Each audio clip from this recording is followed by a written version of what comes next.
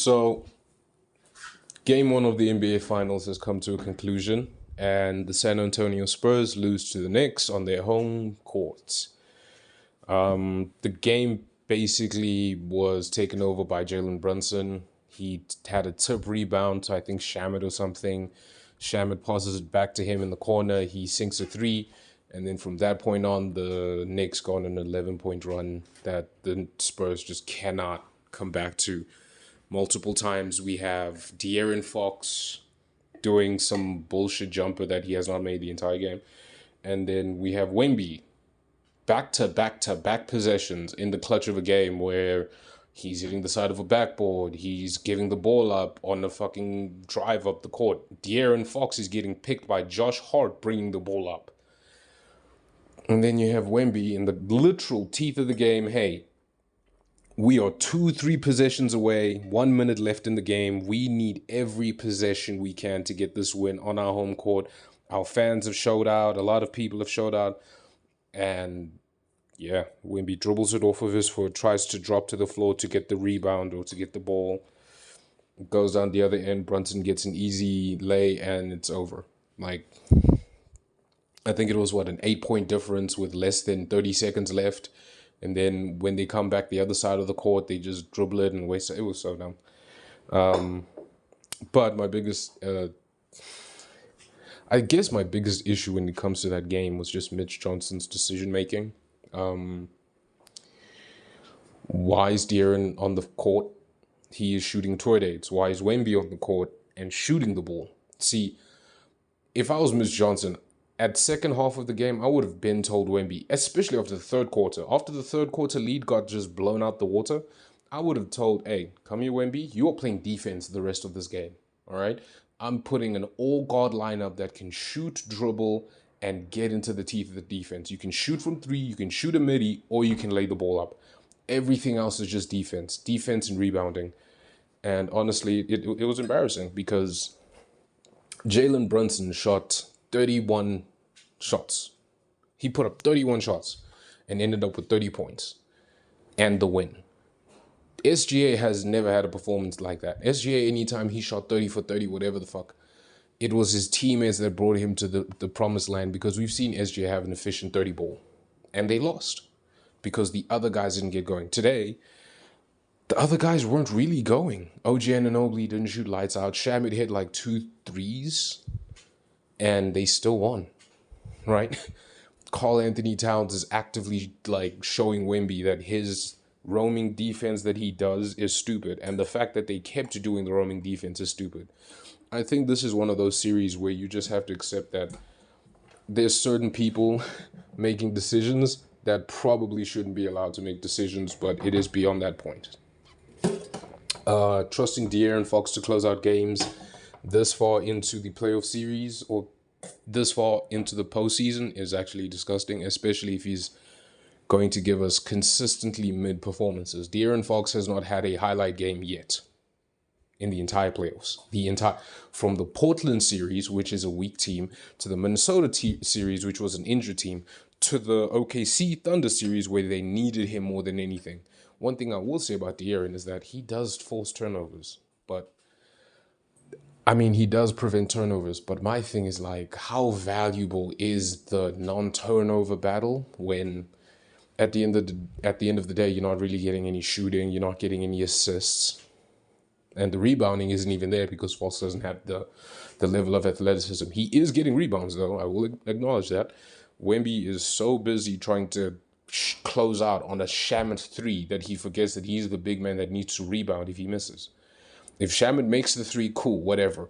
But if he misses it, you need to be at the paint rebounding. Get someone else to close out. And the fact that he doesn't do that, he thinks this is OKC, they are going to keep losing. Dylan Harper needs to play more minutes than any other guard in the series. Clearly, Castle likes to do the whole shoulder and chest bullshit, which, he's going to get to the line, whatever. But it's never a clean look. It's never a good pass. It's never a good layup. It's always just, I'm going to play tough, gritty basketball. And I guess that works, but until you get into the lane and you're suddenly guarded by OG, Cat, and Mikhail just suddenly just swiping at you, it's like, oh, fuck, I can't do anything. It's like, yeah, fucking learn how to shoot a three or something. And that's another thing. The OKC Thunder had limited shooters and overall ball handlers. The Knicks, on the other hand, have shooters. I don't think that the Spurs are going to win this game kicking it out to Wemby threes. I don't think they're going to win this game letting Dylan Harper and Stephen Castle shoot threes.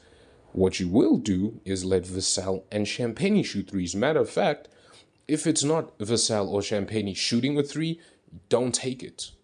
I understand this idea about, oh, you need to space the floor, you need to create this, you need to make sure that there are guys on that court that can shoot mid-rangers, right? De'Aaron Fox is a mid-range assassin. That's his whole bag. I'm never giving De'Aaron a three-point. De'Aaron, you are never hey, anytime you're at the three-point line, your whole operation, the whole offensive scheme for you is to take 2 dribbles into the paint and then rise. That's the whole offensive scheme. That's what we're working on. Yeah, while I'm speaking on things people need to work on. Wemby, you are never getting a 3-point touch again in the series. You are in the paint. You are in the paint. I am so, dog, Wemby taking baseline jumper, free throw jumper, and it's so shit because he keeps doing faders. And I'm like, dog, you're 7'6". If you actively took a step into the paint that you're currently spinning out of, and you actually planted both feet in there, you just had to rise. You just have to lift your arm and you're getting a bucket. But you don't do that because you don't do the work early. When you do the work early, you're literally posting yourself up at the low post. Then after you have Karl Anthony Towns sealed underneath the basket, you give him relief by walking up to the top of the fucking elbow, and then now you want to shoot a jumper? Oh my God, dog, your processing is garbage, which is fine. You're a child. You're a kid, you know? It's your first playoff run. You haven't really done too much in your career. It's fine. But man, is you processing shit. Yeah, as a Spurs fan, as a Wemby fan, this game was absolute dog shit. But as a person who loves watching basketball, I mean, the Knicks showed up.